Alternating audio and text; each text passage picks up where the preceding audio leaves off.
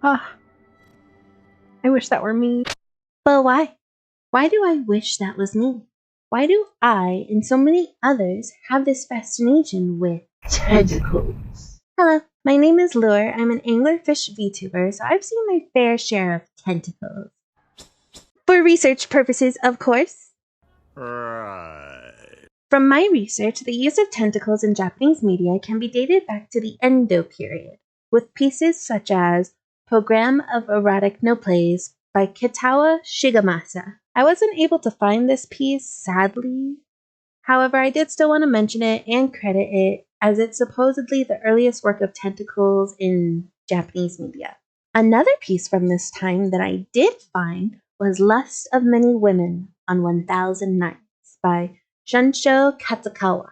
It is believed that this art piece is what inspired the more well-known and popular piece, The Dream of the Fisherman's Wife by Katsushika Hokusai, which is personally my favorite out of the two, as I find this octopus to look so much cuter and much more friendlier. The first one, again, to me, gives me a much darker, sinister feel, whereas the second one looks more calming and relaxing.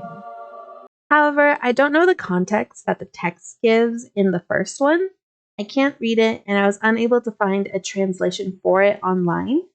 So if any of y'all know, please leave it in the comments. That'd be awesome, as long as it's not too graphic. The Dream of the Fisherman's Wife, on the other hand, does have a translation. Translated by James Heaton and Toshima Mizuo. It basically reads like a fan fiction, more or less. It's interesting. Don't read it. So apparently the fascination with tentacles was always there. But how did we go from this fine art to this degeneracy? Ironically, the answer is censorship. The very thing made to stop the distribution of obscenities indirectly led to even more obscene material.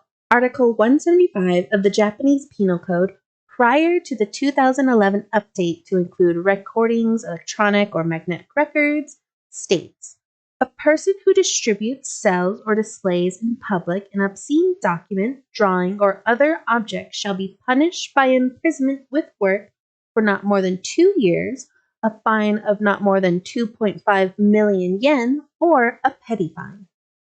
But what is obscene? Certain body parts are obviously obscene and would be against this law, but not all body parts are obscene. And what if those body parts aren't even human, but a creature's instead? A demon's even. Well, that is exactly what Toshio Maeda thought when he first introduced tentacles. Why can't I say tentacles? Well, that is exactly what Toshio Maeda thought when he first introduced tentacles in his short story 6, Tearing, published by Special Young Comics in 1976. According to these restrictions, the question was, if the bodies weren't together and the protagonist isn't a human, what then? If male genitalia and female genitalia can't touch, what if a tentacle that looks nothing like a human is used? It doesn't provoke the legal restrictions. I smell loophole! And that's it. The tentacle trope was born out of a technicality in skirting around the rules.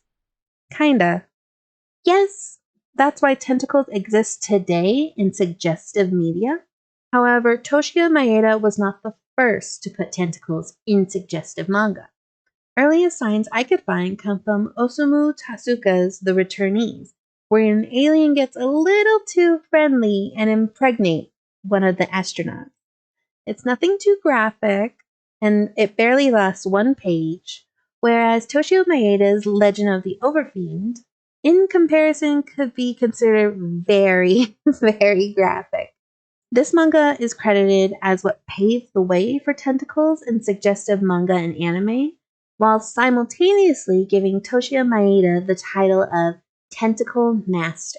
So to answer the question as to why I wish that was me, why I have this obsession with tentacles, the answer is simple.